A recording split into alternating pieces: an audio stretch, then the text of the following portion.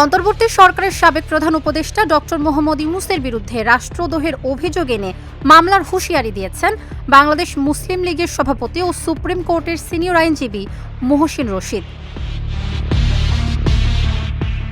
তার দাবি, ইউনূসের বিভিন্ন কর্মকাণ্ড শুধু সংবিধান লঙ্ঘন নয়, বরং রাষ্ট্রদ্রোহের পর্যায়ে পড়ে। গত 23 ফেব্রুয়ারি সিনিয়র সাংবাদিক মঞ্জুরুল আলম পান্নার ইউটিউব চ্যানেল মানচিত্রতে অংশ নিয়ে মোহসিন এই মন্তব্য করেন। তিনি বলেন, প্রধানমন্ত্রীর পদ শূন্য হওয়ার পর রাষ্ট্রপতি একমাত্র সাংবিধানিকভাবে কার্যকর পদে ছিলেন, কিন্তু রাষ্ট্রপতির সঙ্গে যথাযথ যোগাযোগ না রাখা, গুরুত্বপূর্ণ নীতিগত সিদ্ধান্তের আগে তাকে অবহিত না করা ও সাংবিধানিক শিষ্টাচার উপেক্ষা করা গুরুতর লঙ্ঘন, যা রাষ্ট্রদ্রোহের শামিল।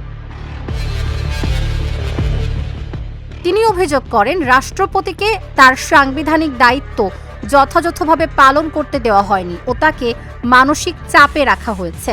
রাষ্ট্রপতির কাছে পাঠানো নথিতে চাপ প্রয়োগ করে স্বাক্ষর নেওয়া হয়েছে বলেও তিনি দাবি করেন। তিনি বলেন, রাষ্ট্রপতির সহযোগিতা না করলে রাষ্ট্র অচলাবস্থা সৃষ্টি হতে পারত ও তাকে অসম্মান করা রাষ্ট্রের মর্যাদাহানির শামিল।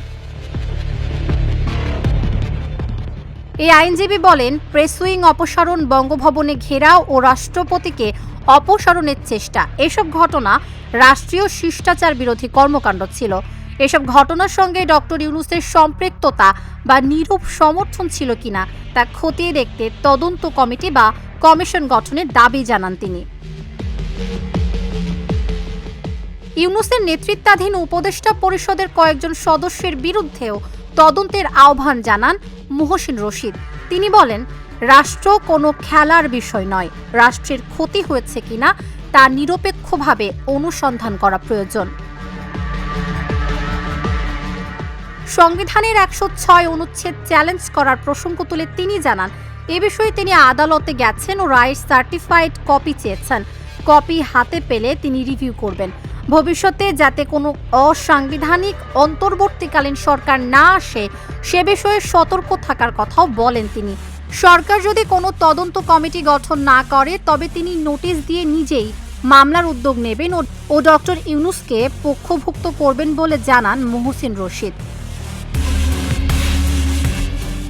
এর আগে আওয়ামী লীগ সরকারের আমলে ডক্টর মোহাম্মদ ইউনূস ও তার প্রতিষ্ঠানের বিরুদ্ধে 168টি মামলা বিচারাধীন ছিল। এর মধ্যে ফৌজদারি আদালতে একটি, দুর্নীতি দমন কমিশনে একটি ও বাকি 166টি মামলা ঢাকার তৃতীয় শ্রম আদালতে বিচারাধীন ছিল। ডক্টর ইউনূস সহ অন্য বিবাদীদের বিরুদ্ধে শ্রম আদালতে বিচারাধীন মামলাগুলোর মধ্যে গ্রামীণ টেলিকম সংশ্লিষ্ট মামলা 64টি, এছাড়া গ্রামীণ কল্যাণের 69টি, গ্রামীণ কমিউনিকেশনের 25টি ও গ্রামীণ ফিশারিজের নামে 8টি মামলা ছিল।